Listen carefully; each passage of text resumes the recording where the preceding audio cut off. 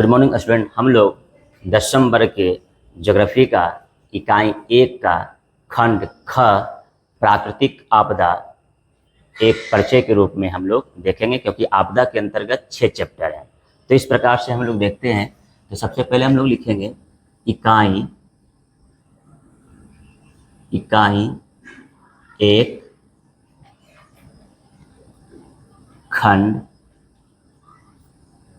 खंड हो गया आपका ख, और शीर्षक जो हुआ वह हुआ प्राकृतिक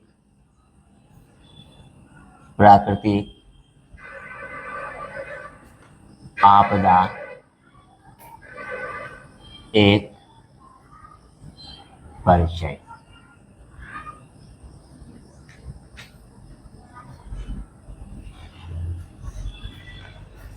इस चैप्टर के अंदर सिर्फ हम लोग आपदा का संक्षिप्त इंट्रोडक्शन देखेंगे, परिचय देखेंगे, क्योंकि इन्हीं टॉपिक से आपके आने वाले चैप्टर होंगे, अध्याय होंगे, लेसन होंगे, पाठ होंगे। तो चलिए हम लोग स्टार्ट करते हैं। सबसे पहले देखिए कि बोर्ड एग्जाम में इस आपदा से आपका 6 नंबर का क्वेश्चन पूछता है, और ये 6 नंबर आपके लिए मुफ्त में आ जाते हैं। थोड़ा सा परिश्रम, हल्का सा मेहनत करते हैं और आप 6 नंबर प्राप्त कर लेते हैं। तो चलिए हम लोग देखते हैं। सबसे पहले आप देखिए कि आपदा का परिभाषा हम लोग देखेंगे। आपदा का परिभाषा।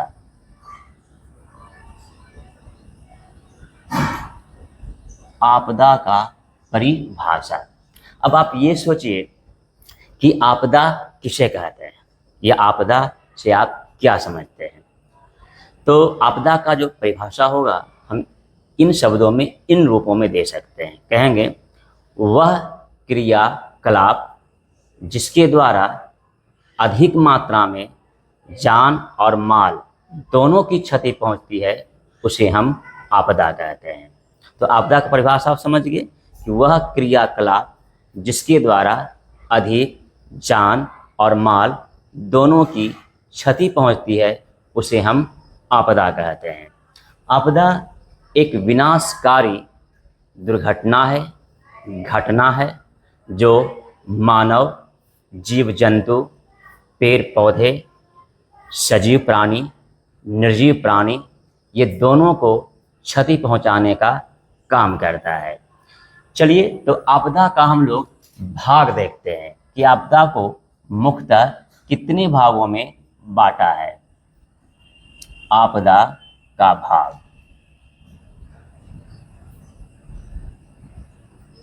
आपदा को मुख्यतः 2 भागों में बांटा है। एक बाटा प्राकृतिक आपदा, और दूसरा भाग जो बाटा वो कहलाया मानव जनित आपदा। देख रहे हैं कि आपदा को 2 भागों में बांटा गया है। एक भाग आपका प्राकृतिक आपदा कहलाता है, दूसरा भाग आपका मानव जनित आपदा कहलाता है। और इन्हीं दोनों आपदाओं का संक्षिप्त इंट्रोडक्शन परिचय के रूप में इन चैप्टरों में पढ़ने का होता है। तो चलिए देखते हैं कि प्राकृतिक आपदा किसे कहते हैं। तो इसका परिभाषा देंगे कि प्रकृति के क्रियाकलापों के द्वारा जब अधिक जान और माल दोनों की क्षति पहुंचती है, तो उसे हम प्राकृतिक आपदा कहते हैं। फिर समझिए, प्राकृतिक या प्रकृति कह रहे हैं, तो प्रकृति के क्रियाकलापों के द्वारा अधिक जान और माल दोनों की क्षति पहुंचती है, तो उसे हम प्राकृतिक आपदा कहते हैं। अब इस प्राकृतिक आपदा के अंतर्गत कई एग्जाम्पल आते हैं। चलिए एक एक कर एग्जाम्पल को हम लोग देखते हैं। तो पहला एग्जाम्पल जैसे हम देखेंगे भूकंप, दूसरा एग्जाम्पल आ गया बाढ़, तीसरा एग्जाम्पल आप दे सकते हैं सूखा या सुखाड़। चौथा आप एग्जाम्पल दे सकते हैं भूस्खलन। पांचवा एग्जाम्पल दे सकते हैं हिमस्खलन। छठा एग्जाम्पल आप दे सकते हैं ओलावृष्टि या अम्लवृष्टि भी आप दे सकते हैं, अम्ल वृष्टि। सातवां आप दे सकते हैं सुनामी। आप देख रहे हैं कि प्राकृतिक आपदा के अंतर्गत हम इन सभी आपदाओं को रखने का काम करते हैं। अब ठीक इसी तरह से दूसरी तरफ आपदा का दूसरा भाग आता है जिसको हम मानव जनित आपदा कहते हैं। अब इसकी परिभाषा हम कैसे देंगे? इसकी परिभाषा देंगे कि मानवीय क्रियाकलापों के द्वारा अधिक मात्रा में जान और माल दोनों की क्षति पहुंचती है तो उसे हम मानव जनित आपदा कहते हैं। यानी मानवीय क्रियाकलापों के द्वारा अधिक मात्रा में जान और माल दोनों की क्षति पहुंचती है तो उसे हम मानव जनित आपदा कहते हैं। मानव जनित आपदा का मुख्य जिम्मेवार जो होते हैं या उसको जन्म देने का जो घटक होता है वह मानव होता है। इसीलिए मानव जनित आपदा के अंतर्गत एग्जाम्पल के रूप में हम इन सभी को लिखते हैं। जैसे पहला पॉइंट हम इसमें दे सकते हैं, क्या दे सकते हैं?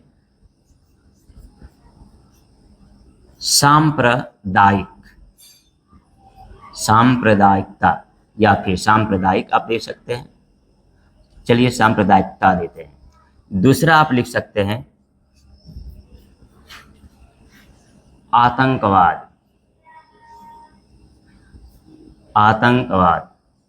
तीसरा एग्जाम्पल आप दे सकते हैं महामारी। चौथा आप एग्जाम्पल दे सकते हैं आग का लगना। पांचवा एग्जाम्पल आप दे सकते हैं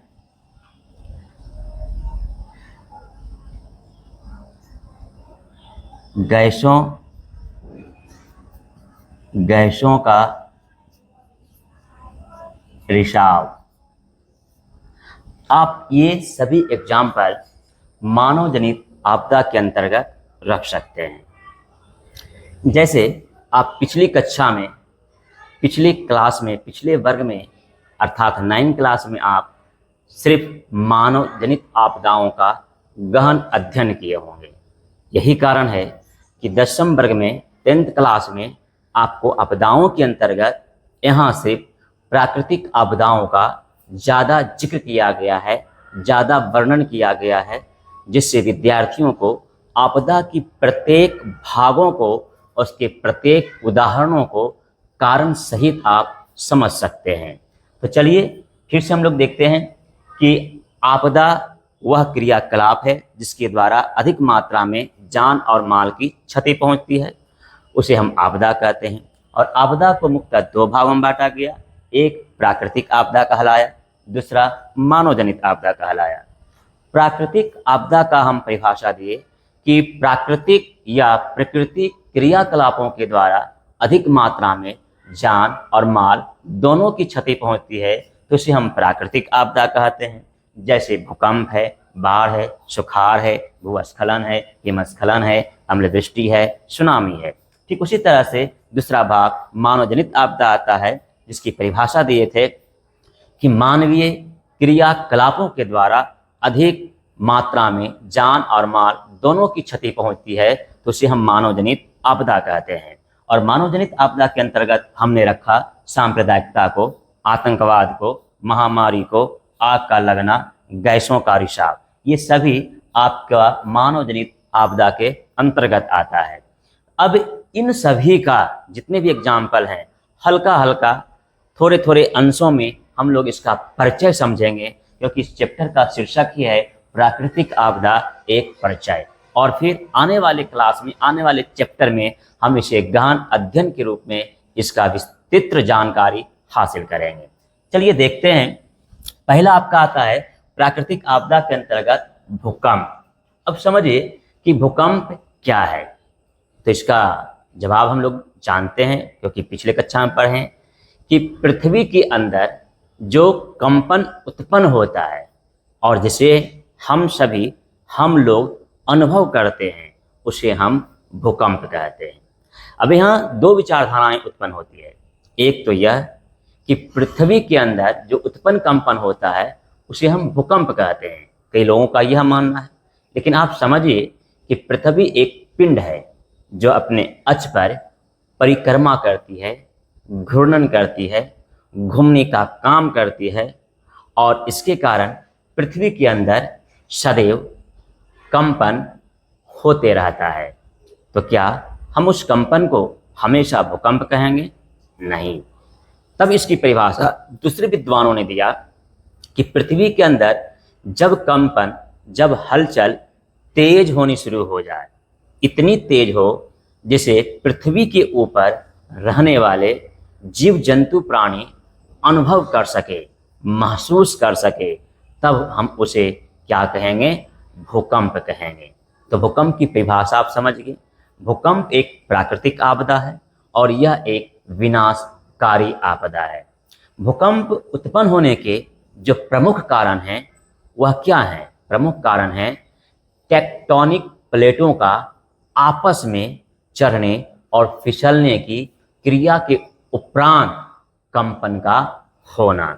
जैसे हम जानते हैं और समझते भी हैं कि मान लीजिए ये आपका पृथ्वी है, तो ये पृथ्वी जो है ये कई प्लेटों में बटा हुआ है, और जो प्लेटों में बटा हुआ है उन प्लेटों को हम टेक्टोनिक नामक प्लेट कहते हैं। जैसे इसकी गणना करता है कि 6 से 7 खंडों में टेक्टोनिक प्लेट जो होते हैं वह पृथ्वी के अंदर समावेशित होते हैं, और यही टेक्टोनिक प्लेट जो होते हैं निचली प्लेट ऊपर जाने के लिए संघर्ष करती है, जबकि ऊपरी प्लेट उसे रोकने का काम करती है। तो इन दोनों के बीच में प्रतिस्पर्धा चलता है, घर्षण होता है, और इसी प्रतिस्पर्धा के कारण कभी कभी प्लेट जो होते हैं आपस में कस के टकरा जाते हैं, और इन्हीं टकराने के कारण जो है वह पृथ्वी के अंदर काफ़ी गहरा भूचाल आ जाता है, काफ़ी उसमें हलचल होनी शुरू हो जाती है, और यही हलचल पृथ्वी के ऊपर दिखाई देना, महसूस होना, अनुभव होना शुरू हो जाता है। आप हमसे पूछेंगे कि कैसे हम महसूस कर सकते हैं, कैसे हम देख सकते हैं? जैसे अगर पृथ्वी के अंदर ज़्यादा कंपन होने लगा तो फिर पृथ्वी के ऊपर जो वनस्पति हैं, पेड़ पौधे हैं, वो क्या हो जाएंगे? जड़ सहित उखड़ जाएंगे, या पौधे की टहनियाँ जो है टूटकर गिर जाएंगे, घर जो है वह गिर जाएगा। तो ये कई प्रकार के, जैसे मान लीजिए ट्रांसफार्मर है, पोल है, ये सब गिरना शुरू हो जाते हैं, धरती में दरार पड़नी शुरू हो जाती है। तो क्या हम उसे देखें या नहीं देखें? हम उसका अनुभव किए कि ना किए? तो जो अनुभव कर रहे हैं और जो देख रहे हैं उसी को तो हम भूकंप कह रहे हैं। तो ये आप समझ गए कि भूकंप क्या है और कैसे उत्पन्न हुआ। हालांकि भूकंप उत्पन्न होने के और कई रीजन हैं जो हम अगले चैप्टर में पढ़ेंगे। ये सिर्फ इंट्रोडक्शन है, हम संक्षिप्त परिचय देते जाएंगे। अब आप समझिए कि ये जो भूकंप होता है, भूकंप को हम किस स्केल में मापते हैं? तो भूकंप को हम रिक्टर स्केल पर मापते हैं। ध्यान दीजिए, किस स्केल पर मापते हैं? तो रिक्टर स्केल पर मापते हैं। आपसे ऑब्जेक्टिव के रूप में यह क्वेश्चन पूछ लिया जाएगा कि भूकंप को हम किस स्केल में मापते हैं, तो कहेंगे रिक्टर स्केल पर मापते हैं। लेकिन अगर क्वेश्चन पूछे कि भूकंप का मापने वाला यंत्र कौन सा है, तो आप बोलेंगे सिस्मोग्राफ है। क्या है? सिस्मोग्राफ। अब जैसे यहीं हम लिखते हैं भूकंप मापने का यंत्र। तो भूकंप मापने का यंत्र क्या है? सिस्मोग्राफ। इसी को हम लोग हिंदी में कहते हैं भूकंप रोधी यंत्र। ध्यान दीजिए। तो पहला इंपॉर्टेंट क्वेश्चन, अब महत्वपूर्ण क्वेश्चन कि भूकंप मापने का यंत्र कौन सा है? तो सिस्मोग्राफ है। अगर पूछेगा कि भूकंप मापने का यंत्र इनमें से कौन है, ऑप्शन ए दे देगा सिस्मोग्राफ, बी दे देगा भूकंप रोधी, सी दे देगा ए बी दोनों, डी दे देगा इनमें से कोई नहीं, तो आपका ऑप्शन क्या हो जाएगा? सी हो जाएगा। क्यों? क्योंकि सिस्मोग्राफ भी दिए हुए, भूकंप रोधी भी दिए हुए। हम बार बार कह रहे हैं कि सिस्मोग्राफ को हिंदी में भूकंप रोधी कहा जाता है। तो हम भूकंप के बारे में अच्छे से इंट्रोडक्शन, इसका परिचय समझ गए।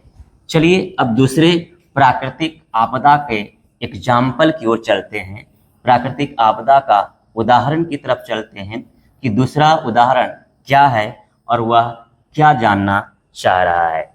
तो दूसरा है बाढ़, यानी प्राकृतिक आपदा के अंतर्गत बाढ़ आता है।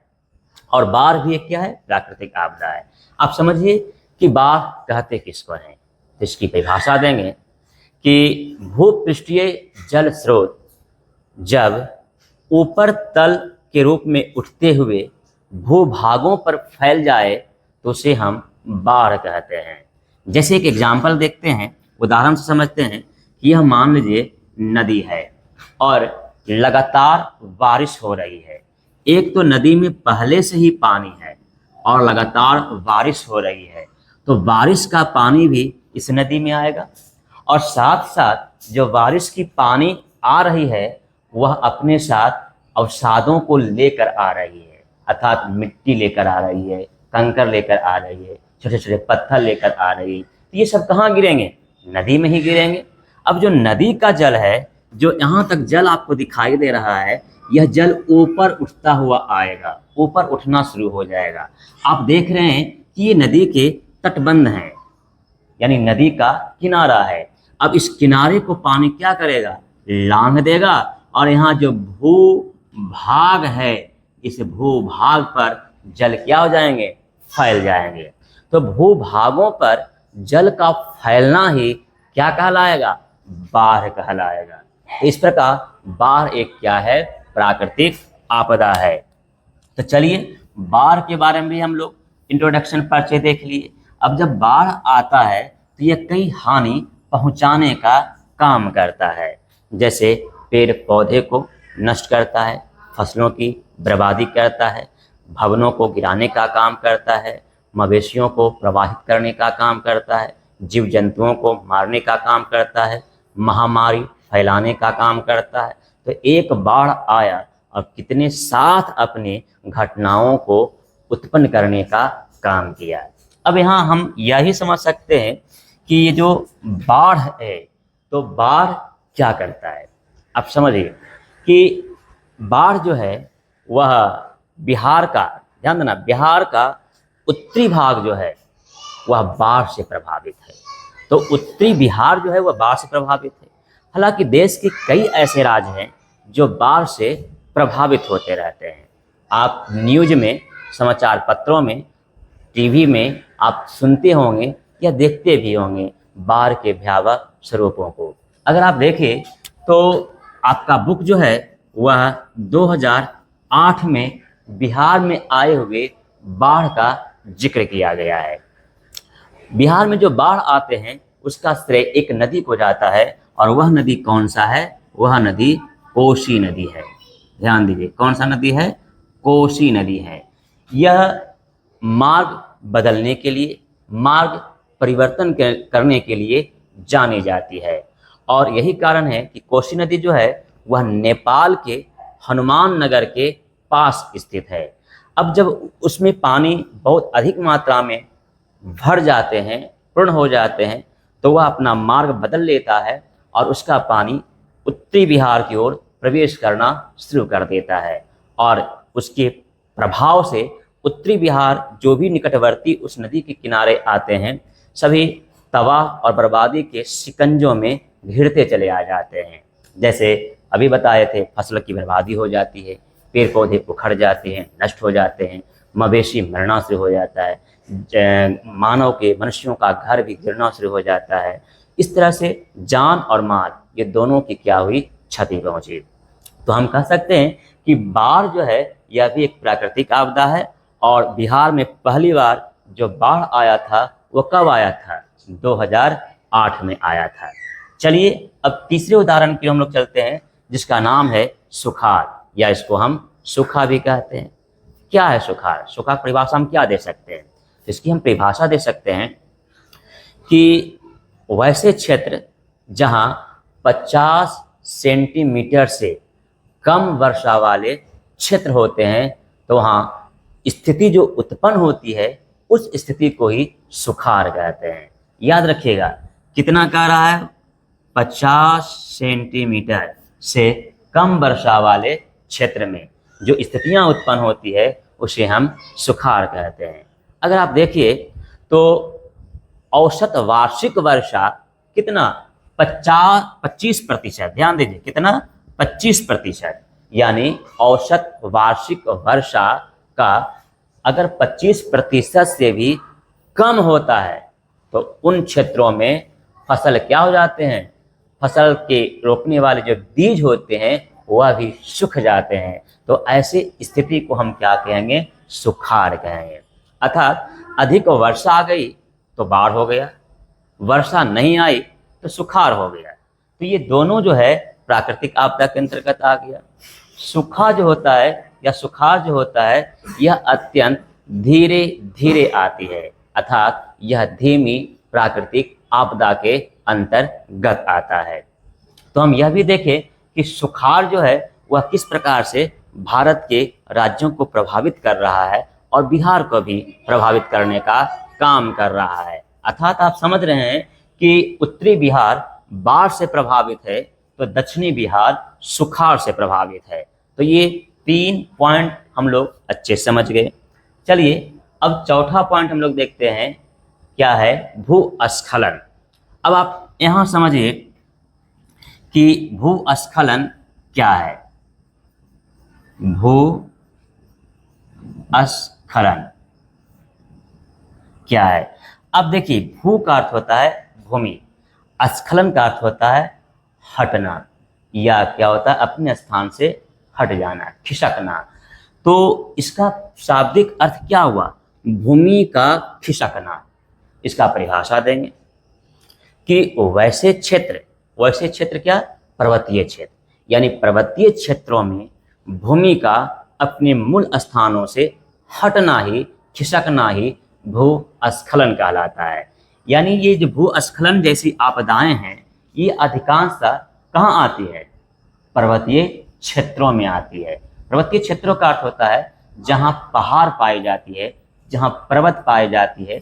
पर्वत और पहाड़ के निकटवर्ती जितने भी क्षेत्र होते हैं उन सभी क्षेत्रों में भूस्खलन जैसी स्थितियां पैदा हो जाती है या उत्पन्न होती है। तो हम लोग भूस्खलन के बारे में भी जानेंगे। अब देखिए क्या है हिमस्खलन, यानी हिमस्खलन किसे कहते हैं। आप समझिए कि हिम का अर्थ होता है बर्फ और स्खलन का अर्थ होता है हटना, खिसकना, गिरना। तो ये आप समझ गए। यानी इसका परिभाषा देंगे कि बर्फों का अपने स्थानों से खिसकना ही, गिरना ही, हटना ही हिमस्खलन कहलाता है। और यह भी कहाँ आता है, यह भी ऊंचे अत्यंत पर्वतीय क्षेत्रों में आता है। यानी वैसे क्षेत्र जहाँ ऊंचा हो, ऊंचे स्थान पर हो, या ऊंचे पर्वत पाए जा रहे हो, या ऊंचे बर्फ के रूप में पाए जा रहे हो, तो वहाँ हिमस्खलन के रूप में, प्राकृतिक आपदा के रूप में दिखाई देता है। तो यह भी एक प्राकृतिक आपदा है। फिर आप देखिए क्या है, अम्ल वृष्टि।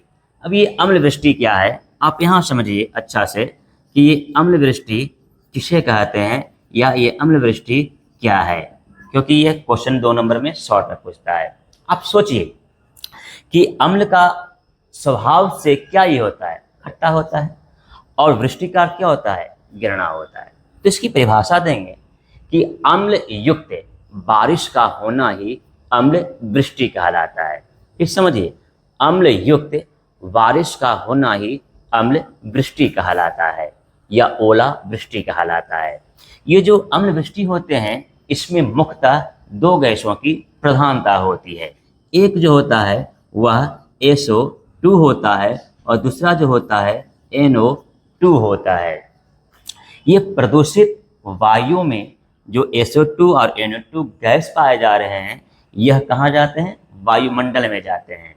और वायुमंडल में जाकर ये क्या करते हैं? यह नमी या आर्द्रता से प्रकाश की उपस्थिति में अभिक्रिया कर लेते हैं और अभिक्रिया करने के उपरांत ये क्या बना देते हैं? H2SO4 बना देते हैं। ये H2SO4 क्या है? ये H2SO4 जो होता है यह किसका सूत्र है? यह सल्फ्यूरिक अम्ल का सूत्र है। वही अम्ल जिसको हम अम्लों का राजा कहते हैं। तो ये सल्फ्यूरिक अम्ल का निर्माण कर लेता है और यह सल्फ्यूरिक अम्ल ही क्या होता है कि वर्षा के जल में घुल जाता है। फिर वही वर्षा जो होता है वह गिरने का काम करता है, पृथ्वी पर बारिश होती है और वही अम्ल युक्त बारिश जो हो गया वो क्या कहलाया? अम्ल वृष्टि कहलाया। तो हम ये जान गए कि अम्ल वृष्टि कैसे होती है, क्योंकि यहाँ से ऑब्जेक्टिव पूछेगा कि अम्ल वृष्टि किस दो गैसों की प्रधानता के कारण होती है, तो कहेंगे SO2 और NO2। तो समझ गए कि अम्ल वृष्टि किसे कहते हैं। अच्छा, अम्ल वृष्टि अगर ताजमहल पर गिरे तो उसे काला कर देता है। अम्ल वृष्टि अगर पेड़ पौधे पर गिरे तो उसकी पत्तियों को सड़ा देता है, गिरा देता है। अम्ल वृष्टि अगर मृदा पर पड़े तो मृदा की पोषकता को नष्ट कर देता है, बंजर कर देता है। अम्ल वृष्टि अगर नदियों के जल में गिरे तो उसमें अम्लता की मात्रा को बढ़ा देता है, जिससे जलीय जीवों को श्वसन करने में, ऑक्सीजन की प्राप्ति करने में रुकावट उत्पन्न होती है, वो मरना शुरू हो जाते हैं। अगर अम्ल वृष्टि जीव जंतु या मनुष्य के शरीरों पर गिरे तो त्वचा संबंधित रोग पैदा कर देता है। तो इस प्रकार हम कह सकते हैं कि जो अम्ल वृष्टि है या ओलावृष्टि है यह भी एक प्राकृतिक आपदा के अंतर्गत आता है। तो यहाँ तक क्लियर हो गया। अब आप 7वां एग्जाम्पल देखिए, क्या है? सुनामी। ये सुनामी किसको कहते हैं? सुनामी है क्या? चलिए उदाहरण देते हैं, आपको समझाते हैं। ये मान लीजिए आपका समुद्र है। हमेशा जानिएगा कि सुनामी समुद्र में आती है, भूकंप स्थल पर आती है। ऑब्जेक्टिव ये पूछा है कि भूकंप कहाँ आता है? तो स्थल पर आता है। सुनामी कहाँ आता है? तो समुद्र में आता है। तो सुनामी को आप समझिए क्या है कि यह नदी समुद्र है। तो समुद्र में पानी क्या होता है? अथाह होता है, ढेर मात्रा में पानी होती है। नहीं, पानियों की संख्या क्या होती है? बहुत होती है। तो जब पानी इसमें जल जमा होता है, संग्रहित होता है, तो इसी समुद्र के अंदर कंपन होती है, हलचल होती है। तो ये जो पानी है, जो जल है, ये क्या करेगा? ऊपर उठेगा, तरंग उत्पन्न करेगा, लहर उत्पन्न करेगा पानी। और एक समय ऐसा आता है कि जो समुद्र के तट होते हैं उन तटों से भी उछाल मारते हुए वह जल को क्या करता है? बाहर फेंकने का काम करता है। और वो जो जल बाहर गिर रहा है, जो जल से उत्पन्न हवाएं भी बाहर तक आ रही है, वही क्या कहला जाता है? सुनामी कहला जाता है। तो इसकी हम परिभाषा क्या देंगे सुनामी का? सुनामी का परिभाषा देंगे कि समुद्र में उत्पन्न होने वाले कंपन को ही हम सुनामी कहते हैं। फिर समझिए, समुद्र में उत्पन्न होने वाले कंपन को ही हम क्या कहते हैं? सुनामी कहते हैं। तो सुनामी भी आप समझ गए कि सुनामी एक क्या है? प्राकृतिक आपदा है। और सुनामी जो आती है वह अधिकांशतः समुद्र तटों के किनारे आती है। कहाँ आती है? समुद्र तटों के किनारे आती है। फिर हम देखेंगे कि सुनामी, भूकंप, बाढ़, यह जो है कब कब भारत को ज़्यादा क्षति पहुंचाने का काम किया है।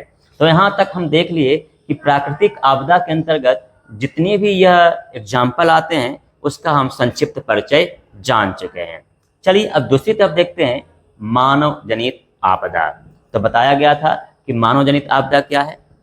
मानवीय क्रियाकलापों के द्वारा अधिक मात्रा में जान और माल की जो क्षति पहुंचती है उसे हम क्या कहते हैं? मानव जनित आपदा कहते हैं। अब इस आपदा के अंतर्गत पहला एग्जाम्पल जो आया वो आया सांप्रदायिकता। अब सांप्रदायिकता क्या है? समझिए सांप्रदायिकता क्या है। इसकी परिभाषा हम देंगे कि अपने धर्मों को अन्य धर्मों से सर्वश्रेष्ठ बतलाना ही सांप्रदायिकता कहलाता है। यानी जो एक सांप्रदायिक व्यक्ति होता है वह सिर्फ अपने धर्म को ही अच्छा मानता है, अपने ही धर्म को सबसे ऊंचा मानता है और दूसरे के धर्म को नीच समझता है, उसे हीन समझता है। तो ये जो विचार उत्पन्न होते हैं वह मानव जो होता है, ऐसे विचार युक्त मानव को ही हम सांप्रदायिक मानव भी कहते हैं। और यह जो घटित घटनाओं को जो जन्म दे रहा है उसे हम सांप्रदायिकता कहते हैं। तो सांप्रदायिकता का परिभाषा क्लियर हो गया कि अपने धर्मों को अन्य धर्मों से सर्वश्रेष्ठ समझना ही सांप्रदायिकता कहलाता है। सांप्रदायिकता एक जहर है, सांप्रदायिकता एक मानव जनित आपदा है, क्योंकि सांप्रदायिकता को जन्म देने का कारक जो बनता है वह मानव बनता है। आप समझिए कि सांप्रदायिकता के कारण कई हिंसात्मक घटित घटनाएं हो जाती है। जैसे भारत और पाकिस्तान के बीच जो विभाजन हुआ उसका आधार भी सांप्रदायिकता था। समझिए उसमें भी कितने व्यक्ति मरे। सांप्रदायिकता आए दिन उपार्जन होते रहते हैं। जैसे आप सुने होंगे कि बनारस अर्थात काशी में भी सांप्रदायिकता के कारण कई हिंदू मुस्लिम मारे जाते हैं। तो सांप्रदायिकता के कारण हमारे देश की एकता और अखंडता खतरे में पड़ जाती है। तो इस प्रकार हम कह सकते हैं कि सांप्रदायिकता के द्वारा जो है जान और माल दोनों कुछ भी क्षति पहुंच रही है। इस प्रकार सांप्रदायिकता मानव जनित आपदा के अंतर्गत आता है। चलिए पहला पॉइंट, पहला एग्जाम्पल हम लोग देख लिए। दूसरा एग्जाम्पल क्या है? आतंकवाद। आतंकवाद क्या है? आतंकवाद, ध्यान दीजिए, आतंकवाद और आतंकवादी दोनों शब्दों में अंतर है। आतंकवाद जो है यह एक गैर हिंसात्मक संगठन है, समूह है, जिसका उद्देश्य होता है हिंसा को भड़काना, हिंसा को अंजाम तक पहुंचाना, हिंसा को जन्म देना। तो ये जो प्रवृत्ति आता है यह आतंकवाद है। लेकिन आतंकवादी किसको कहते हैं? तो आतंकवादी कहेंगे वैसे लोग जो आतंकवाद का समर्थन करते हैं उसे हम आतंकवादी कहते हैं। ध्यान दीजिए, वैसे लोग जो आतंकवाद का समर्थन करते हैं वे सभी आतंकवादी कहलाते हैं, क्योंकि उनकी मंशा, उनकी सोच, उनका विचार क्या है? हिंसा भड़काना है, हिंसा को जन्म देना है। वह लड़ाई झगड़े विवाद उत्पन्न करते हैं। आप ध्यान दीजिएगा कि आतंकवाद का सहारा अधिकांश लोग लेते हैं। देखिए कौन कौन लोग लेते हैं? कई देशों की सरकार जो होता है वह आतंकवाद का सहारा लेता है। कई व्यापारिक संगठन जो बड़े बड़े पूंजीपति व्यापारिक लोग होते हैं वह भी आतंकवाद का सहारा लेते हैं। आप समझिए, कई ऐसे लोग जो होते हैं, समाज संगठन समूह के लोग जो होते हैं वह भी आतंकवाद का सहारा लेते हैं। ये जितने भी वर्ग के जिक्र हमने किया, चर्चा किया, यह आतंकवाद का सहारा क्यों लेते हैं? वह अपने इच्छाओं को पूरा करते हैं, वह अपने स्वार्थों को मनवाने का काम करते हैं, वह अपने लक्ष्यों को प्राप्त करने का काम करते हैं। इसलिए कह सकते हैं कि आतंकवाद के विचारों को या आतंकवाद के द्वारा जब कोई अपना स्वार्थ सिद्ध करता है और अपनी मनोकामना को पूर्ण करता है, अपने लक्ष्यों की प्राप्ति करता है, तो वैसे लोग जो हैं आतंकवादी कहलाते हैं। ये आतंकवादी जो होते हैं ये आतंक से इतने प्रभावित होते हैं कि इनका सिर्फ एक ही उद्देश्य होता है, हमारा संगठन आगे जाए, हमारा उद्देश्य आगे बढ़े और हम खुद आगे बढ़ें। ये छोटे बच्चों का निशाना भी बनाते हैं, ये महिलाओं का निशाना साधते हैं, ये पुरुषों को भी निशाना बनाते हैं। यानी रोग निरोग, स्वस्थ अस्वस्थ, बच्चे बूढ़े, पुरुष महिलाएं, ये किसी को भी नहीं बख्शते हैं। इसीलिए आतंकवाद एक मानव जनित आपदा होता है। आतंकवाद जो होते हैं वो क्या करते हैं? आतंकवादियों के द्वारा आतंकवाद प्रवृत्ति से सरकार को डराता है, जनता को डराने का काम करते हैं, किसी संगठन को डराने का काम करते हैं और डर भय पैदा कर कर अपना काम निकालने का क्या करते हैं? काम करते हैं। तो आप समझें कि आतंकवाद कैसी आपदा है? मानव जनित आपदा है। यह राजनीतिक, धार्मिक और सांस्कृतिक तीनों प्रक्रियाओं को बाधित करने का काम करता है, जिससे देश, राज्य और नागरिक का विकास अवरुद्ध हो जाता है, रुक जाता है और लोकतंत्र के लिए सबसे खतरनाक आपदा के रूप में आतंकवाद माना जाता है। तो ये 2 पॉइंट हम लोग क्लियर कर लिए। तीसरा पॉइंट आप देखिए क्या है, महामारी। महामारी किसको कहते हैं, इसका परिभाषा देंगे कि वैसे रोग जो साधारण स्तर से उत्पन्न होकर बृहत क्षेत्रों में फैल जाती है तो उसे हम महामारी कहते हैं।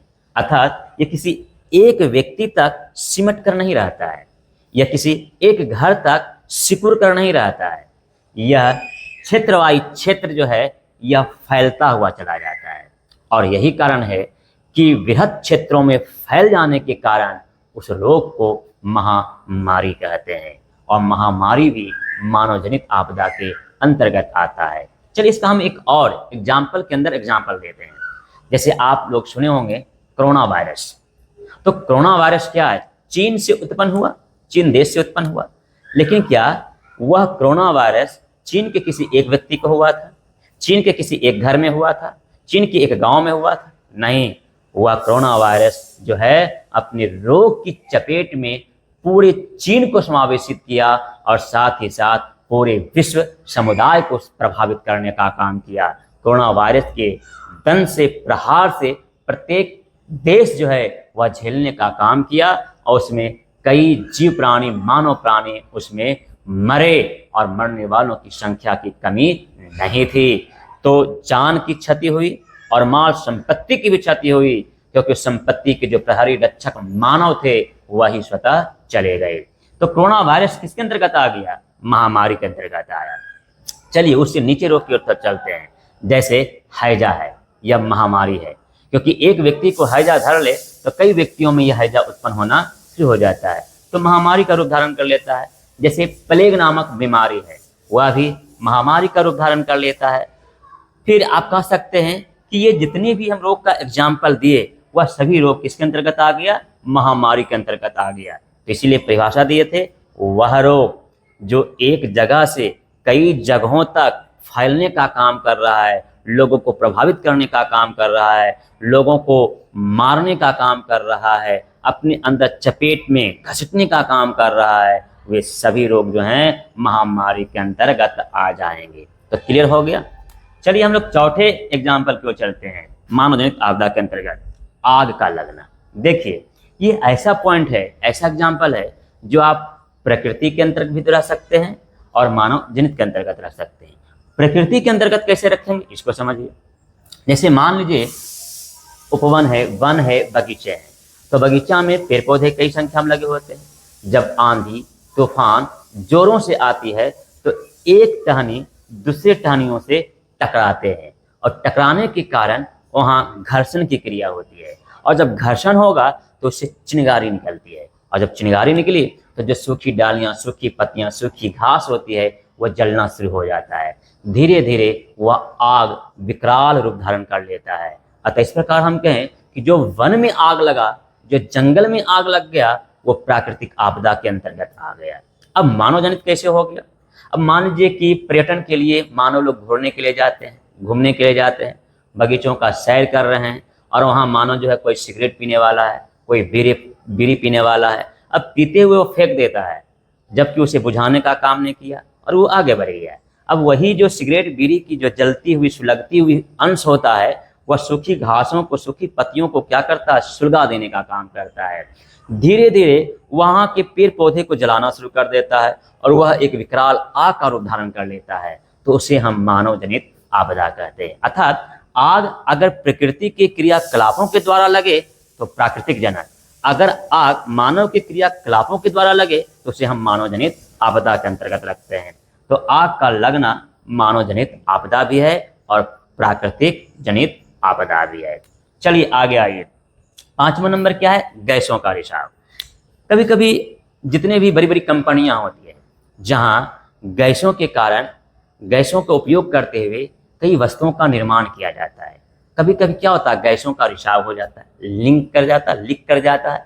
अब इस लीक होने के कारण क्या होता है, बहुत बड़ा भयानक परिणाम हो जाता है। जैसे आप 9 क्लास में पढ़े होंगे भोपाल त्रासदी कांड, भोपाल त्रासदी कांड आप पढ़े थे। चलिए इसको आप समझिए क्या था ये भोपाल भोपाल भोपाल कांड। चलिए भोपाल कांड, अब ये भोपाल कांड क्या था इसको आप समझिए। मध्य प्रदेश एक राज्य है और उस मध्य प्रदेश राज्य की राजधानी भोपाल थी। तो उस भोपाल में जो है एक कंपनी है, एक कल कारखाना था जिसका नाम था कार्बाइड यूनियन, है ना, यूनियन कार्बाइड, कहिए यूनियन कार्बाइड नामक एक कंपनी थी।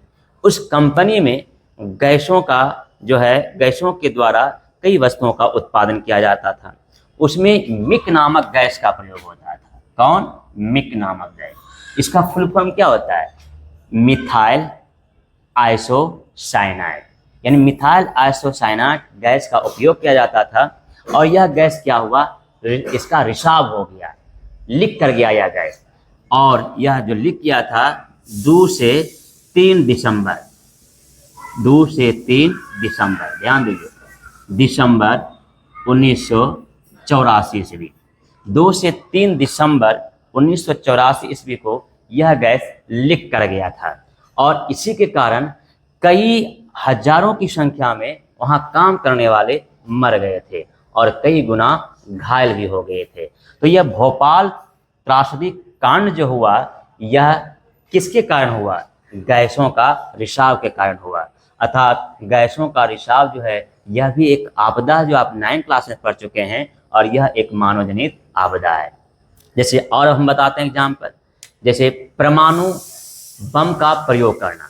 जैसे अमेरिका के द्वारा जापान के 2 शहर हिरोशिमा और नागासाकी, ये दोनों शहरों पर अमेरिका परमाणु बम फेंकने का क्या किया था? काम किया था। और यह द्वितीय विश्व युद्ध के क्रम में किया था। जैसे 6 अगस्त 1945 को हिरोशिमा पर बम फेंका और 3 दिन के बाद 9 अगस्त 1945 को नागासाकी पर बम फेंकने का काम किया। अब बताइए, यह इसके कारण कई मात्रा में, कई संख्या में आपका मानव प्राणी का हताश भी हुआ, मृत्यु भी हुआ और संपत्ति का भी नष्ट हुआ। तो बताइए कि वो जो हिरोशिमा जो कांड हुआ था, क्या वह मानव जनित आपदा नहीं है? वह भी मानव जनित आपदा है। तो हम यहाँ देख लिए क्लियर कि मानव जनित आपदा के अंतर्गत क्या क्या एग्जाम्पल आ सकते हैं। हम लोग देखेंगे कौन सी आपदाएं जो है, प्राकृतिक आपदा कब विनाशकारी प्रभाव को उत्पन्न किया था। जैसे अगर हम बोल दें कि भूकंप, ध्यान दीजिए, यह भूकंप जो है भारत में विनाशकारी कब बना था? तो यह बना था 1934 ईस्वी में। यहाँ से ऑब्जेक्टिव क्वेश्चन पूछता है कि भारत में विनाशकारी भूकंप कब आया था? 1934 में। अगर पूछ दे कि बिहार में विनाशकारी भूकंप कब आया था, तो वो भी होगा 1934 में। तो मैं आ रहा है, भारत में भी 1934 में प्रलयंकारी आया, विनाशकारी आया, और बिहार में भी विनाशकारी ये भूकंप आया था कब? 1934 ईस्वी में। अब जैसे मान लीजिए अगर आपसे पूछ दे चक्रवात, ये चक्रवात जो है यह भी आपका प्राकृतिक आपदा के अंतर्गत आता है। चलिए एक आपदा और जोड़ देते हैं, चक्रवात। अब ये चक्रवात आपदा क्या है इसको भी समझ लें। चक्र का अर्थ होता है चक्राकार और वात का अर्थ होता है हवाएं। तो चक्राकार हवाएं, इसका शाब्दिक अर्थ हुआ। अब समझिए कि ये चक्रवात क्या है। कहेंगे कि केंद्र में, ध्यान दीजिए, केंद्र में न्यून दाब या निम्न वायु दाब होते हैं। पृथ्वी के केंद्र में न्यून वायु दाब होते हैं। इसके कारण बाहर की हवाएं जब केंद्र की ओर प्रवाहित होना शुरू हो जाए, चलना शुरू हो जाए या बहना शुरू हो जाए, तो ऐसे हवाओं को ही हम क्या कहते हैं? चक्रवात कहते हैं। फिर से समझिए कि चक्र का अर्थ होता है चक्राकार, वात का अर्थ होता है हवाएं। तो इसका अर्थ हुआ कि पृथ्वी के केंद्र, ध्यान दीजिए, पृथ्वी का जो केंद्र है उसमें न्यून वायु दाब होते हैं।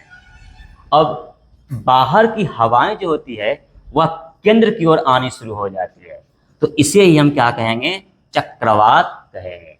तो चक्रवात एक प्राकृतिक आपदा है और यह तूफान के कारण आता है। और यह चक्रवात जो है या तीव्र हवा होता है, जिसके द्वारा यह क्या करता है, जान और माल दोनों को क्षति पहुंचाने का काम करता है। चलिए तो देखिए, तो ये जो चक्रवात आया था ये भारत में कब आया था? ये भारत में आया था आपका 29 अक्टूबर। ध्यान दीजिए, कब आया था? 29 अक्टूबर 1999 ईस्वी में आया था। यानी 29 अक्टूबर 1999 ईस्वी में क्या आया था? चक्रवात आया था। और यह कहाँ आया था? भारत में आया था। तो पूछेगा कि भारत में चक्रवात कब आया था? तो 29 अक्टूबर 1999 ईस्वी में आया था। चलिए उसके बाद देखिए कि भारत में जो है वह बाढ़ कब आया था? तो ये सबसे विनाशकारी बाढ़ का प्रभाव आपका 2008 में आया था, जो बिहार में भी माना जाता है। तो ये आप यहाँ भी ऐसे भी समझ लीजिए, बिहार नहीं, तो बिहार में ये सबसे ज़्यादा विनाशकारी और प्रलयंकारी हुआ था। अब हम लोग देखते हैं सुनामी। भारत में सुनामी भयंकर कब आया था? तो ये आपका आया था 26 दिसंबर 2004 में आया था। तो 26 दिसंबर 2004 में क्या आया था? सुनामी आया था। और किस देश में आया था? भारत में आया था। तो ये सुनामी भी क्या है? प्राकृतिक आपदा है, जो लोगों को क्या करता है? क्षति पहुंचाने का काम करता है। इस प्रकार हम कह सकते हैं कि ये सभी आपदाएं जो हैं भारत में प्रलयंकारी और विनाशकारी आपदाओं के अंतर्गत माना जाता है। तो चलिए यहाँ तक हम लोग देख लिए। अब हम लोग देखते हैं अगला टॉपिक जो देखेंगे वह आपका आता है आपदा। ध्यान दीजिए, आपदा प्रबंधन। छोटा सा टॉपिक है, इसको देखेंगे कि आपदा प्रबंधन क्या है। तो कहेंगे आपदा के पूर्व और आपदा के पश्चात आपदाओं से होने वाले क्षति या हानि को रोकने का जो काम किया जाता है, जो व्यवस्था की जाती है, उसे हम आपदा प्रबंधन कहते हैं। तो फिर से समझिए, आपदा के पूर्व, पूर्व का अर्थ होता है पहले, आपदा के पश्चात यानी आपदा के आने के बाद। तो इसका परिभाषा दिए कि आपदा के पूर्व और आपदा के पश्चात आपदाओं से होने वाले जो हानि होती है, क्षति होती है, उसे कम करने की जो व्यवस्थाएं की जाती है, उसे ही हम आपदा प्रबंधन कहते हैं। अब आप ये समझिए कि आपदा प्रबंधन क्यों जरूरी है। तो कहेंगे कि आपदा प्रबंधन निम्न कारणों से जरूरी है। पहला है आपदाओं की क्षति को कम करने के उद्देश्य से। दूसरा है आपका कि आपदाओं की गति जो तीव्र होता है उसे कम करने के लिए। और तीसरा जो होता है कि आपदाओं के आने के बाद जो मानव जनित या प्राकृतिक आपदा के रूप में फैलता है, उसके प्रसार, उसके फैलाव को रोकने के लिए। फिर कहेंगे कि आपदा की समस्याओं से निजात पाने के लिए हमें आपदा प्रबंधन की आवश्यकता पड़ती है। अब यहाँ से एक चीज़ आप समझिए कि एक देता है कि राष्ट्रीय स्तर पर, ध्यान दीजिए, राष्ट्रीय स्तर पर जो गठित होता है उसको कहते हैं नोडल मंत्रालय। ध्यान दीजिए, क्या कहलाता है? राष्ट्रीय स्तर पर आपदा की जो व्यवस्था, आपदा प्रबंधन की जो व्यवस्था की जाती है, आपदाओं से लड़ने के लिए जो व्यवस्था की जाती है, वह नोडल मंत्रालय होता है। अर्थात राष्ट्रीय स्तर पर आपदाओं से संबंधित समस्याओं का निराकरण करने के लिए, उससे निजात दिलाने के लिए आपके पास नोडल मंत्रालय होता है, जो कई बार एग्जाम में पूछ चुका है कि राष्ट्रीय स्तर पर आपदा प्रबंधन की जो व्यवस्था की जाती है वह इनमें से कौन सा होता है। तो आप बोलिएगा नोडल मंत्रालय होता है। ठीक इसी तरह से राज्य स्तर पर भी होता है। चलिए लिख देते हैं, राज्य स्तर पर जो होता है वो आपका होता है राज्य आयोग होता है, या राज्य आपदा आयोग या आपदा आयोग कह सकते हैं। तो राज्य आयोग आपदा, ध्यान दीजिए, राज्य स्तर पर राज्य आयोग आपदा, या आप कह सकते हैं राज्य आपदा आयोग, तो इसका गठन किया जाता है। अब मान लीजिए आपका प्रखंड स्तर लिखिए। प्रखंड स्तर पर जो होता है ये क्या होता है? प्रखंड स्तर पर, प्रखंड स्तर पर जो होता है आपका पंचायत, पंचायत समिति, पंचायत समिति आयोग का गठन किया जाता है, जो प्रखंड स्तर पर, ब्लॉक स्तर पर आपदाओं से लड़ने के लिए आपकी व्यवस्थाओं को उपलब्ध कराने का काम करता है। चलिए इसके बाद देखिए ग्राम स्तर, या इसी को आप कह सकते हैं गांव स्तर पर। तो ग्राम स्तर पर जो होता है वो आपका क्या होता है? वह ग्राम पंचायत या ग्राम पंचायत समिति का गठन होता है। यानी इसके द्वारा आप ग्रामीण स्तर पर आपदाओं से लड़ने का काम कर सकते हैं। इस प्रकार हम कह सकते हैं कि ग्राम स्तर पर जो है, तो ये हम देख लिए कि ग्राम स्तर पर जो है ग्राम पंचायत समिति का ये या ग्रामीण समिति का ये, अर्थात गांवों की जो समिति होता है, समूह होता है, वह आपदाओं से लड़ने के लिए क्या करता है? मुकाबला करने के लिए सबको समूह के रूप में एकत्र करने का काम करता है, और आप समस्याओं से क्या होते हैं? निजात पाने का काम कर सकते हैं। तो हम इस रूप में देखें कि आपदा अर्थात प्राकृतिक आपदा का एक परिचय। तो प्राकृतिक आपदा का परिचय हम लोग देख लिए, क्या? प्राकृतिक आपदा के रूप में और मानव जनित आपदा के रूप में इंट्रोडक्शन देख लिए। उसके बाद फिर देखे कि प्राकृतिक आपदा का उदाहरण क्या क्या था, उसके बारे में समझे। फिर मानव जनित आपदा क्या आता है, उसके बारे में जानकारी प्राप्त की। फिर आपदा प्रबंधन क्यों जरूरी है, इसके बारे में जाने। फिर आपदा प्रबंधन किन किन स्तरों पर जरूरी है, इसके बारे में जाने। एक चीज आपको बताते हैं, कभी कभी पूछ देता है कि कोसी नदी जो है वह बिहार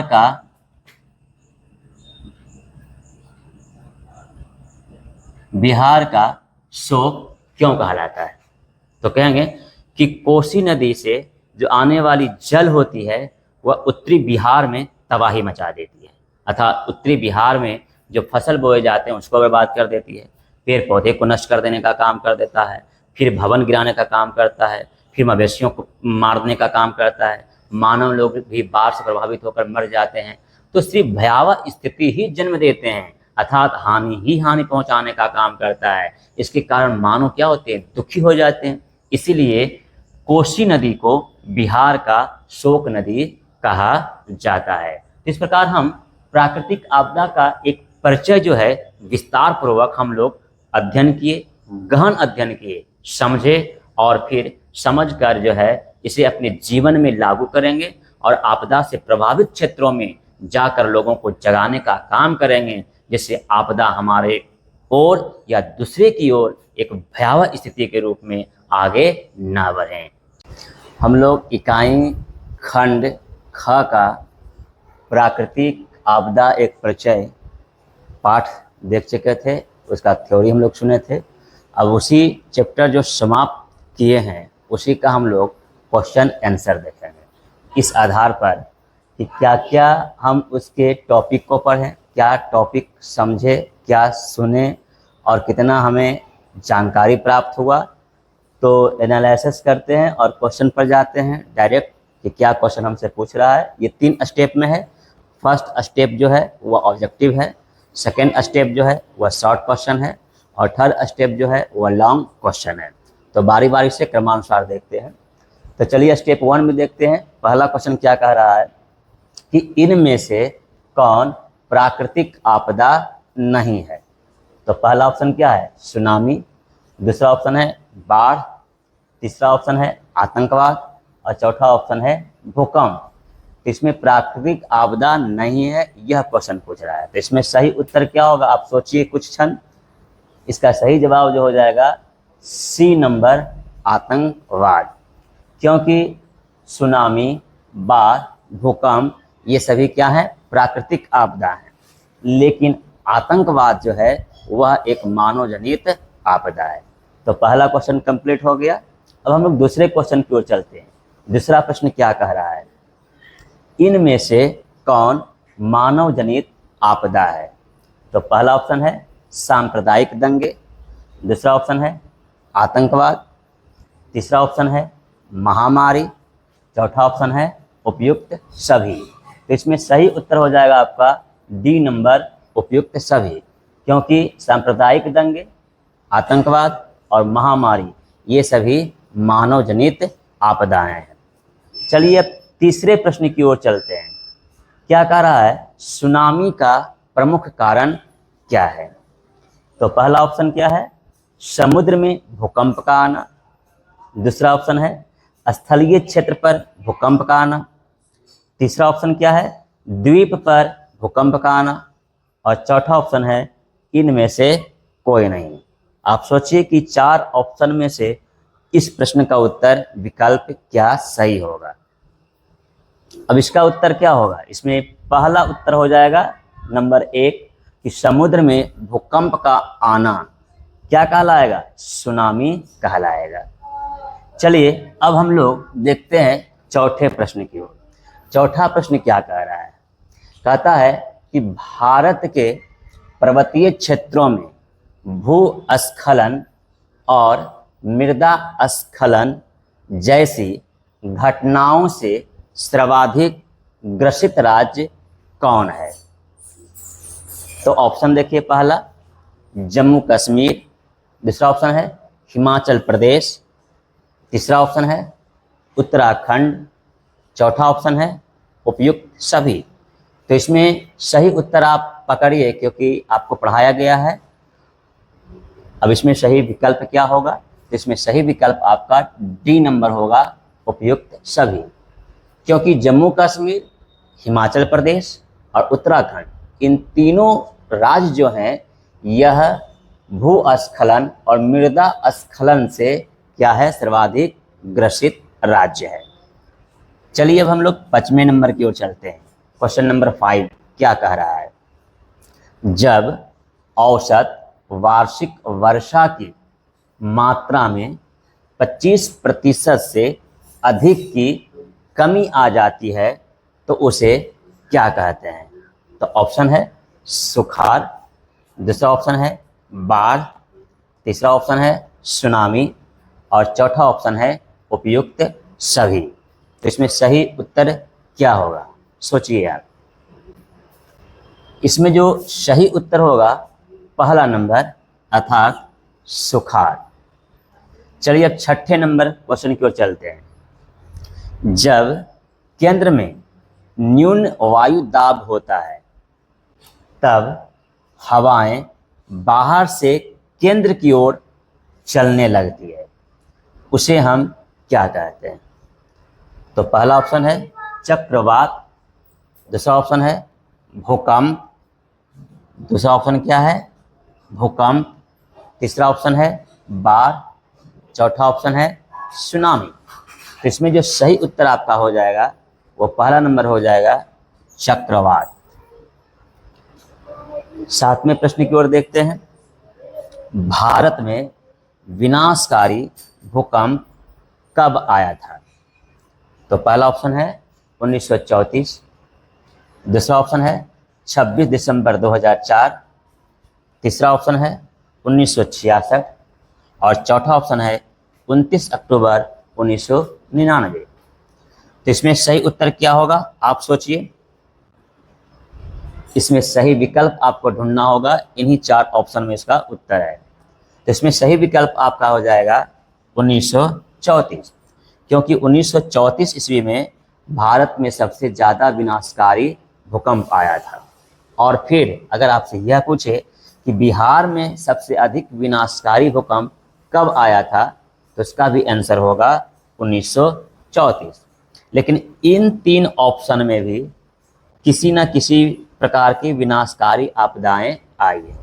जैसे देखते हैं बी नंबर क्या है, 26 दिसंबर 2004। तो 26 दिसंबर 2004 को कौन सा आपदा आया था? तो यह सुनामी आया था। तीसरा ऑप्शन था 1966। तो 1966 जो था यह सबसे अधिक विनाशकारी कौन सी आपदा भारत को प्रभावित किया था? तो ये हो जाएगा आपका सुखाड़। और फिर ये जो है आपका 29 अक्टूबर 1999, यह कौन सा आपदा प्रभावित किया था, सबसे ज़्यादा विनाशकारी लाया था? तो ये हो जाएगा आपका चक्रवात। तो हम 3 ऑप्शन से भी नए क्वेश्चन तैयार किए।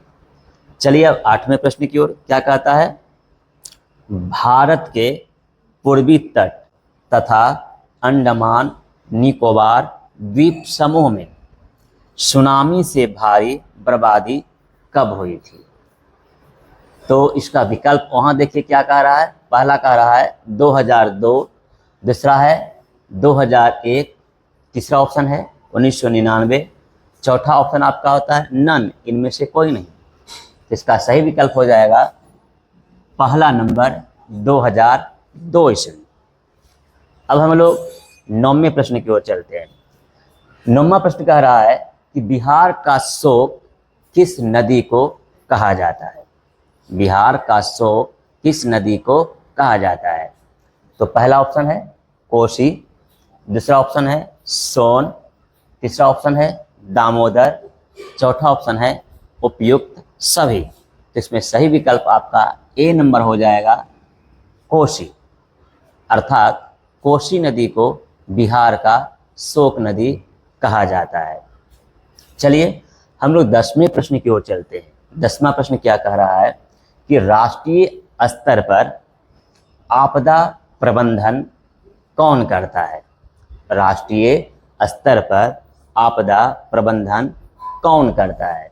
तो पहला ऑप्शन है नोडल मंत्रालय, दूसरा ऑप्शन है जिला मजिस्ट्रेट का कार्यालय, और तीसरा ऑप्शन है पंचायत समिति का कार्यालय, और चौथा ऑप्शन है ग्रामीण आपदा प्रबंधन समिति। तो इसमें सही विकल्प हो जाएगा पहला नंबर नोडल मंत्रालय। यानी नोडल मंत्रालय जो है यह राष्ट्रीय स्तर पर आपदा प्रबंधन करने का काम करता है। आपदाओं का जो समस्याएं जन्म लेती है आपदा से, उसका निराकरण करने का कार्य करती है, उसे उसके क्षति को कम करने का काम करती है। जबकि आप भी देखिए कि जिला मजिस्ट्रेट का कार्यालय ये किस स्तर पर काम करता है? तो यह आपका जिला स्तर पर काम करता है। अगर आपसे क्वेश्चन पूछेगा कि जिला स्तर पर आपदा प्रबंधन कौन करता है, तो आप जवाब देंगे जिला मजिस्ट्रेट का कार्यालय। अगर आपसे क्वेश्चन यह पूछता है कि ब्लॉक स्तर पर या पंचायत स्तर पर आपदा प्रबंधन कौन करता है, तो आप जवाब देंगे पंचायत समिति का कार्यालय। लेकिन अगर क्वेश्चन यह पूछ दे कि ग्रामीण स्तर पर या ग्राम स्तर पर आपदा प्रबंधन कौन करता है, तो आपको जवाब देना होगा ग्रामीण आपदा प्रबंधन समिति। तो हम देखें कि ये चारों ऑप्शन जो है अलग अलग क्वेश्चन को भी तैयार कर रहा है। चलिए अब हम लोग 11वें प्रश्न की ओर चलते हैं कि 11वां प्रश्न क्या कह रहा है या क्या जानना चाह रहा है। भूकंप निरोधी भवनों का आकार कैसा होना चाहिए? यानी जहां बारंबार भूकंप आ रही है, जो भूकंप प्रभावित क्षेत्र हैं, तो वहाँ जो लोग रह रहे हैं उनका मकान जो बन रहा है यह कैसी मकान होना चाहिए, किस आकार की मकान होनी चाहिए, उनका भवन की आकृति कैसी होनी चाहिए, ये प्रश्न पूछ रहा है। तो पहला ऑप्शन है आयताकार, दूसरा ऑप्शन है वर्गाकार, तीसरा ऑप्शन है ए बी दोनों, और चौथा ऑप्शन है नन, इनमें से कोई नहीं। तो इसका सही उत्तर हो जाएगा आपका सी नंबर ए बी दोनों, अर्थात भूकंप निरोधी भवन का आकार जो होनी चाहिए वह आयताकार हो या फिर वर्गाकार हो। यानी या तो आप आयताकार बनाइए मकान को या फिर आप भवन वर्गाकार बनाइए, इन दो में से कोई एक बना सकते हैं। तो इसीलिए यह दोनों जो है इसका उत्तर सही होगा। चलिए 12वें प्रश्न की ओर चलते हैं। सामान्यतः 50 सेंटीमीटर से कम वर्षा वाले क्षेत्र में प्रायः प्रतिवर्ष कौन सी स्थिति उत्पन्न होती है? फिर समझिए क्वेश्चन। सामान्यतः 50 सेंटीमीटर से कम वर्षा वाले क्षेत्रों में प्रायः प्रतिवर्ष कौन सी स्थिति उत्पन्न होती है? इसमें चार विकल्प जो है देखते हैं। पहला विकल्प कह रहा है सुखाड़, दूसरा विकल्प कह रहा है बाढ़ और तीसरा है सुनामी, जबकि चौथा है इनमें से कोई नहीं। तो इसका सही उत्तर होगा ए नंबर, सुखाड़। यानी सामान्यतः 50 सेंटीमीटर से कम वर्षा वाले क्षेत्रों में प्रायः प्रति वर्ष जो स्थितियां उत्पन्न होती है वह सुखाड़ उत्पन्न होती है, क्योंकि सुखाड़ एक प्राकृतिक आपदा है। तो हम लोग ऑब्जेक्टिव क्वेश्चन 12 को देखें। इसमें एक और महत्वपूर्ण क्वेश्चन आपसे पूछ सकता है कि बताइए भूकंप को हम किस स्केल पर मापते हैं। तो इसका सही उत्तर होगा रिक्टर स्केल। या आपसे पूछ देगा कि भूकंप मापने का यंत्र का नाम क्या है, तो आप बोलिएगा सिस्मोग्राफ। और सिस्मोग्राफ को हम हिंदी में क्या कहते हैं, भूकंप रोधी। तो भूकंप रोधी यंत्रों से हम भूकंप को मापने का काम करते हैं। चलिए अब देखिए स्टेप नंबर 2, लघु उत्तरीय प्रश्न। यानी यह प्रश्न आपका 2 नंबर में पूछता है। तो देखिए पहला क्वेश्चन क्या कहा, आपदा से आप क्या समझते हैं। बताइए आपदा क्या है, या आपदा को आप कैसे परिभाषित कर सकते हैं।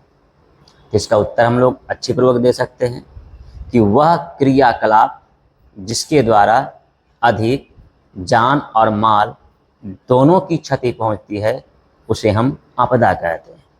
फिर से समझिए, वह क्रियाकलाप जिसके द्वारा जान और माल दोनों की क्षति पहुंचती है तो उसे हम आपदा कहते हैं। आपदा के अंतर्गत एग्जाम्पल देंगे, जैसे बाढ़, भूकंप, सुखाड़, सुनामी, चक्रवात, हिमस्खलन, भूस्खलन, मृदा स्खलन, आतंकवाद, सांप्रदायिक दंगे, आग का लगना, नाभिकीय रिसाव होना या नाभिकीय घटनाएं घटना, गैसों का रिसाव होना, ये सभी जो है आ जाएंगे मानव जनित और प्राकृतिक आपदाओं के अंतर्गत। तो आपदा का परिभाषा हम लोग जान गए और समझ गए। चलिए अब दूसरा प्रश्न क्या कहता है। दूसरा कहता है कि आपदा कितने प्रकार का होता है, आपदा को कितने भागों में बांटा जाता है। तो समझिए कि आपदा कितने प्रकार का होता है। तो इसका उत्तर देंगे कि आपदा मुख्यतः 2 प्रकार के होते हैं, डैश देंगे और मोटा अंक नंबर 1 देके लिखेंगे प्राकृतिक आपदा। फिर प्राकृतिक आपदा का एग्जाम्पल दे देंगे।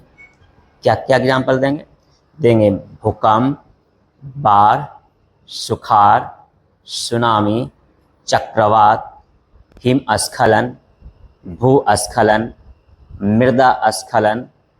उसके बाद नंबर 2 देके लिखेंगे मानव जनित आपदा।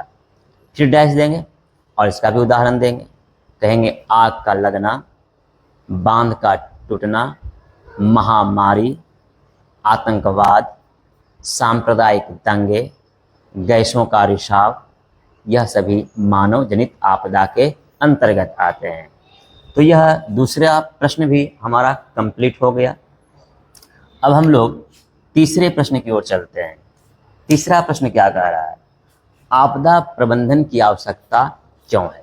यानी ये पूछ रहा है कि आप आपदा प्रबंधन क्यों करना चाहेंगे, या मानव के लिए आपदा प्रबंधन क्यों जरूरी है। तो ये आपसे पूछ रहा है, तो इसका एग्जाम्पल सहित उत्तर देने का काम करेंगे। तो क्या कहेंगे, पहले पॉइंट बना देंगे कि आपदा प्रबंधन की आवश्यकता निम्न कारणों से है, डैश दिए और पहला पॉइंट दिए। पहला पॉइंट बोलेंगे या लिखेंगे कि आपदाओं की गति को, उसकी तीव्रता को कम करना। दूसरा देंगे पॉइंट देंगे कि आपदा से होने वाले क्षति को कम करना। फिर तीसरा पॉइंट देंगे कि आपदा से लड़ने के लिए एक समिति या संगठन का निर्माण करना। और चौथा पॉइंट देंगे जीव जंतु अर्थात जान और माल की रक्षा करना। इन सारे कार्यों के लिए हमें आपदा प्रबंधन की आवश्यकता पड़ती है। तो ये समझ में आ गया कि आपदा प्रबंधन की आवश्यकता क्यों है। तो ये 3 शॉर्ट क्वेश्चन थे, ये 3 लघु उत्तरीय प्रश्न थे, जिन प्रश्नों को हम अच्छे पूर्वक समझ चुके हैं। चलिए अब हम लोग स्टेप 3 के अंतर्गत आते हैं। स्टेप 3 क्या है? दीर्घ उत्तरीय प्रश्न, यानी लॉन्ग टाइप क्वेश्चन। अब आप देखिए कि इसमें पहला प्रश्न क्या पूछ रहा है। कहता है प्राकृतिक आपदा एवं मानव जनित आपदा में अंतर सही उदाहरणों के साथ प्रस्तुत कीजिए। तो इसका उत्तर हम लोग सुनते हैं और आप लोग मनन कीजिए, सोचिए कि आप क्या पढ़े हैं और क्या जानते हैं। तो इसका उत्तर देंगे कि प्राकृतिक आपदा और मानव जनित आपदा में निम्नलिखित अंतर है। तो पहला पॉइंट देंगे, डैश दे के पहला पॉइंट देंगे, या 2 कॉलम बनाएंगे, एक तरफ प्राकृतिक आपदा लिखेंगे, दूसरी तरफ मानव जनित आपदा लिखेंगे और बीच में लकीर खींचेंगे। तो प्राकृतिक आपदा में पहला पॉइंट देंगे कि प्रकृति क्रियाकलापों के द्वारा अधिक मात्रा में जान और माल की क्षति पहुंचना ही प्राकृतिक आपदा कहलाता है। पहला पॉइंट हो गया। अब पहला पॉइंट हम मानव जनित आपदा में लिखेंगे और उसका क्या लिखेंगे? उसमें लिखेंगे कि मानवीय क्रियाकलापों के द्वारा अधिक मात्रा में जान और माल दोनों की क्षति पहुंचती है, तो उसे हम मानव जनित आपदा कहते हैं। तो एक एक पॉइंट दोनों में दे दिए। अब दूसरा पॉइंट देंगे प्राकृतिक आपदा में, एग्जाम्पल दे देंगे, इजी देकर लिखेंगे, डैश देंगे और लिखेंगे भूकंप, बाढ़, सुखाड़, सुनामी, चक्रवात, हिमस्खलन, भूस्खलन, मृदा स्खलन, ये सभी एग्जाम्पल हो जाएंगे प्राकृतिक आपदा के अंतर्गत। ये दूसरे पॉइंट में हो गया। फिर दूसरा पॉइंट हम मानव जनित आपदा में लिखेंगे, इजी लिख कर डैश देंगे और लिखेंगे महामारी, आतंकवाद, सांप्रदायिक दंगे, गैसों का रिसाव होना या फिर युद्ध का होना, ये सभी मानव जनित आपदा के अंतर्गत आते हैं। अब तीसरा पॉइंट देंगे प्राकृतिक आपदा के अंतर्गत, लिखेंगे कि प्राकृतिक आपदाओं के द्वारा अधिक मात्रा में विनाशकारी प्रभाव देखने को मिलता है। मानव जनित आपदा में लिखेंगे कि मानव जनित आपदा में कम विनाशकारी प्रभाव देखने को मिलता है। फिर हम लोग चौथे पॉइंट दे सकते हैं प्राकृतिक आपदा के अंतर्गत कि प्राकृतिक आपदाओं के कुछ भागों को हम पूर्वानुमान लगा सकते हैं। फिर हम मानव जनित आपदा में लिख सकते हैं कि मानव जनित आपदाओं में पूर्वानुमान लगाना कठिन हो जाता है, दुर्लभ हो जाता है। फिर 5वें पॉइंट के रूप में देंगे कि प्राकृतिक आपदा जो होती है, कुछ भाग अत्यंत धीरे धीरे आती है, जबकि मानव जनित आपदाओं में जो आपदा का गति होता है वह अत्यंत तीव्र गति होती है। तो इस प्रकार हम प्राकृतिक आपदा और मानव जनित आपदा में उदाहरण सहित अंतर कर सकते हैं और इसे हम अच्छी पूर्वक समझ गए हैं। चलिए, ये पहला क्वेश्चन जो आपका लॉन्ग है ये कंप्लीट हो गया और अब हम लोग दूसरे क्वेश्चन की ओर चलते हैं कि दूसरा क्वेश्चन क्या कह रहा है। दूसरा प्रश्न कह रहा है कि आपदा प्रबंधन की संकल्पना को स्पष्ट करते हुए आपदा प्रबंधन की आवश्यकता, अनिवार्यता का वर्णन कीजिए। फिर से क्वेश्चन समझिए कि क्वेश्चन क्या कह रहा है। आपदा प्रबंधन की संकल्पना को स्पष्ट करते हुए आपदा प्रबंधन की आवश्यकता, अनिवार्यता का वर्णन कीजिए। यानी इसमें आपका शॉर्ट का तीसरा क्वेश्चन भी इसमें समावेशित है। फिर से हम लोग दूसरे प्रश्न को अच्छे से समझ रहे हैं कि क्या वो पूछ रहा है। प्रश्न कह रहा है कि आपदा प्रबंधन की संकल्पना को स्पष्ट करते हुए आपदा प्रबंधन की आवश्यकता, अनिवार्यता का वर्णन कीजिए। तो इसका उत्तर हम लोग अच्छे समझेंगे सबसे पहले जानिए कि आपदा प्रबंधन की संकल्पना या आपदा प्रबंधन हमारे लिए क्यों आवश्यक है, क्यों जरूरी है। तो बोलेंगे कि आपदा प्रबंधन है क्या, पहले इसे हम परिभाषित करेंगे। कहेंगे कि आपदा के पूर्व या आपदा के पश्चात आपदाओं से होने वाले हानियों को कम करने के लिए और उसकी क्षतिपूर्ति प्राप्त करने के लिए जो व्यवस्थाएं की जाती है उसे हम आपदा प्रबंधन कहते हैं। तो फिर से समझिए कि आपदा प्रबंधन का हम इसमें पहले परिभाषा जोड़ दिए, उसके बाद लिखेंगे, पैराग्राफ चेंज करेंगे और कहेंगे कि आपदा प्रबंधन हमारे लिए नितांत आवश्यक है, जरूरी है, इसके निम्नलिखित कारण हैं, डैश दिए और पहला पॉइंट देके लिखेंगे आपदाओं की गति की तीव्रता को कम करने की प्रयास करेंगे। दूसरा पॉइंट देंगे कि आपदाओं का पूर्वानुमान लगाने से उससे होने वाले क्षति को कम करने का प्रयास करेंगे। फिर तीसरा कहेंगे या तीसरा पॉइंट लिखेंगे कि आपदा से प्रभावित जितने भी क्षेत्र हैं उन्हें हम रेखांकित करते हुए नोट करेंगे तथा वहाँ अलग प्रकार की व्यवस्था करते हुए आपदाओं से निजात प्राप्त करने का काम करेंगे। फिर चौथा कहेंगे कि जीव जंतु और मानव प्राणियों की जो मृत्यु होती है, उनका नाश होता है, उन्हें हम रोकने का काम करेंगे। फिर पांचवा पॉइंट देंगे कि मानव संसाधन या प्राकृतिक संसाधनों की रक्षा करने का काम करेंगे। फिर छठा पॉइंट दे सकते हैं कि आपदाओं के समाप्त होने के बाद, जैसे मान लीजिए कि बाढ़ का पानी सूख गया, तो उससे जो दुष्प्रभाव होने वाले हैं उससे हम बचाव करने का काम करेंगे। जैसे डीडीटी का छिड़काव करेंगे, एक जगह जल को जमने नहीं देंगे, कीटाणु विषाणु जो है उसे रोकने का हम काम कर सकते हैं और इस प्रकार से जो है हम अपना कार्य करने का क्या कर सकते हैं। तो हम नेक्स्ट पॉइंट भी लिख सकते हैं कि आपदा से जितने भी प्रकार के चिन्हित स्थान होते हैं हम उन्हें विशेष वर्ग समूह में रखने का काम करेंगे, जिस पर हमारी निगाह, सरकार की निगाह, समाज की निगाह रहेगी और उसे हम भरसक अपने प्रयासों से उन क्षेत्रों को आपदाओं से बचाने का क्या करेंगे, काम करेंगे। तो इस प्रकार हम कह सकते हैं कि आपदा प्रबंधन की आवश्यकता एवं अनिवार्यता हमारे लिए नितांत आवश्यक है, जरूरी है। चलिए, तो ये अभ्यास का प्रश्न और उत्तर दोनों हम अच्छी शैली में, सरल शब्दों में, सरल भाषाओं में और बहुत स्पष्ट करते हुए सुने, समझे और जाने। इसके अतिरिक्त कुछ कुछ क्वेश्चन हम बीच से निकाल कर आप लोग से पूछते हैं और आप लोग सोचिए, समझिए कि क्या आप इसका उत्तर जानते हैं। जैसे क्वेश्चन आपसे पूछ सकता है कि कोसी नदी को बिहार का शोक नदी क्यों कहा जाता है।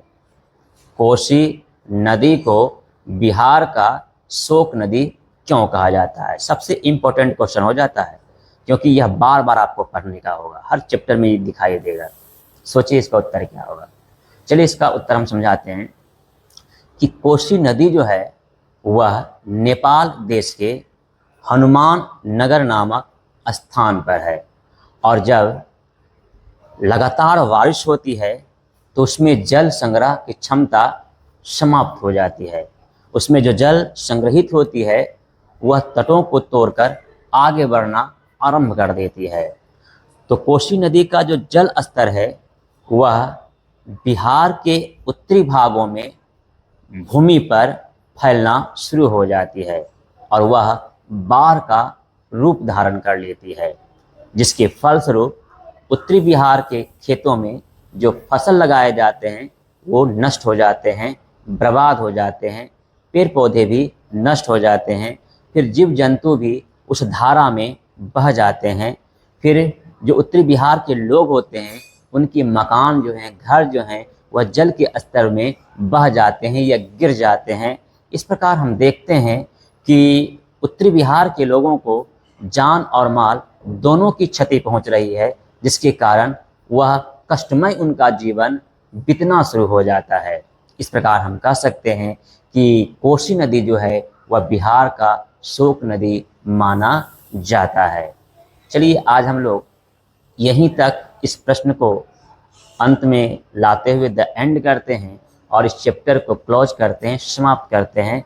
धन्यवाद।